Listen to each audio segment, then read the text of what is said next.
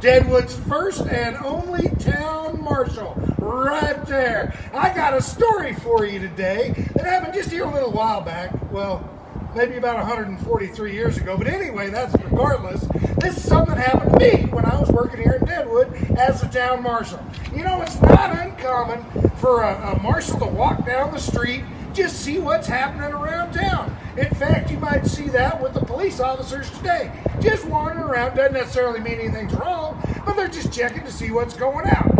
I was doing that one day. I walked downtown, I walked into this saloon, old Al Chapman Saloon. And I wandered in there and was just talking to some folks. And you know, I got to talking to old E.B. Farnham, the mayor. And then I got to talking to old David Lunt. And wouldn't you know it, a poker game broke out. Well, we sat down, started playing cards. I figured it was all right since I was playing cards with the mayor. We sat down, we were just having a good old time for quite a little while, just the three of us. And all of a sudden, wouldn't you know it, this fella comes busting through the front door. His name was Tom Smith, I found out later. Also found out that he was having a disagreement with his wife, and he was going to take it out on everybody else. Well, he comes busting in that door, and he pulls out his pistol, and he starts threatening to shoot everybody in the whole place. Well, I'm a lawman. I got to do something about that. So I waited for the perfect opportunity, and old Tom Smith, he come right up by our table, and he's waving that gun around, and I lunged for it. I reached for it, and I grabbed that pistol, and I took it away from him, and I got him under control. But before I got him under control, he tried to shoot me. He shot that gun, and that bullet went right down, look at that, there's a hole in there. Went right down through the top of my hat, came out the back, through the brim back there, through the back of my coat twice. Practically ruined my entire wardrobe in one fell swoop. Well, that bullet, it went through all of my layers of clothing, and it went right on across that table, and it hit old David Lunt, that fellow I was playing cards with. Hit him right there. He dropped to the ground. Well, I can't worry about him right now. I gotta take care of this guy.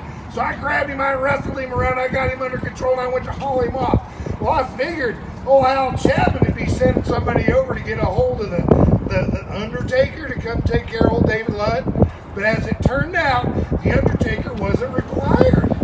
Old David Lunt, he started stirring around on the ground. He got up to his knees, eventually up to his feet, and he walked out of Al Chapman's saloon that day under his own power with a bullet hole right there in the middle of his forehead.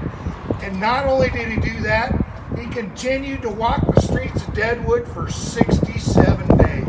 67 days he walked around like that. And then all of a sudden he got himself a headache. Can you imagine that? And he went up to the Centennial Hotel and asked his friends that run it if he could lay down and take a nap. Well, he never woke up from that nap. Imagine that. Old Doc Babcock, he decided, I better get in there and find out what happened, how he had lived so long, and why he didn't just die right away, and why he had suddenly died. So old Doc Babcock, he got in there and did an autopsy on him, got to poking around and digging and stuff, and he found the only reason old David Lunt had died was because a piece of bone had got down inside the brain and started to abscess in the wound. Isn't that weird? Well, anyway, I heard somebody told me that they're telling this story all the time here in Deadwood. Well, once they get ready to do the street shows anyway, they're going to tell it. At 2 o'clock, 6 days a week, right in downtown Deadwood, as soon as them shows start back up, them Deadwood Alive folks are going to be telling that story. Right down here in front of the stage stop, right here by this empty cow, and right out here in front of the Celebrity Hotel and Wild Bill Bar and Oyster Bay, and what's that place called? Sick Boy? What a name. Right out here in front of this place at 2 o'clock, 6 days a week, they're going to be telling this whole story all about me, because I guess I'm famous. So, for more information, check out DeadwoodAlive.com, Deadwood.com, DeadwoodHistory.com, OutlawSquare.com. Get out here, be looking for us when we open back up, and we'll be looking out for you. Now, Andy, isn't there a stagecoach around here somewhere? Well, I don't know. There's a couple of horses coming down the street right behind that semi-truck. Look over there and see if there's a stage coming. Hey, guys! Come on down the street. Let's look at them horses. That's Tough and T. They're out training, getting ready for the season because they're going to be pulling that stagecoach, and they're going to be stopping right here at this stage stop for people to load up as soon as we can get things going again. I think they're doing pretty good. They didn't hardly flinch when that semi truck come by. Head on down the street, guys. Keep your training going. It's looking great.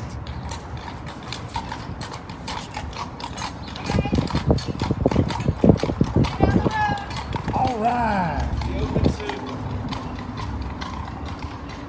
Have a great day, folks. We hope to see you later on this summer when we get things going. Maybe you can take a ride with old Tough and T, our newest addition to Deadwood Alive. Have a great day.